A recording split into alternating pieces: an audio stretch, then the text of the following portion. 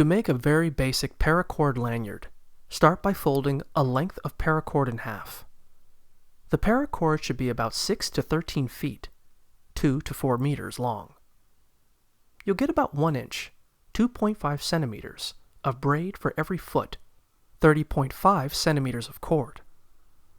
So use more paracord if you're making something long, like a whistle lanyard. After folding the cord, mark the center with a twist tie. Then knot the lanyard just below the fold you made to create a small loop.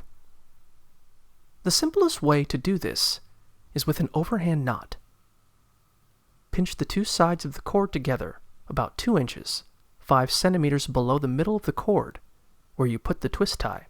Fold the looped end of the cord over the lengths to make a second loop.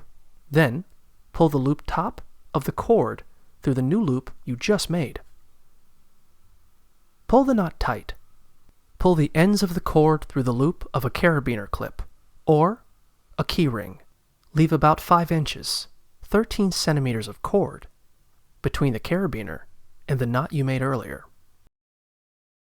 Turn the whole thing over so the knot is facing down and the carabiner is at the top, with 2 long tail ends of cord trailing out behind it on either side. Grab the left hand tail cord and pass it in front of the 2 central lengths of cord, then behind the right hand tail cord. Pass the tail of the right hand cord behind the left hand tail cord, which is now on the right side.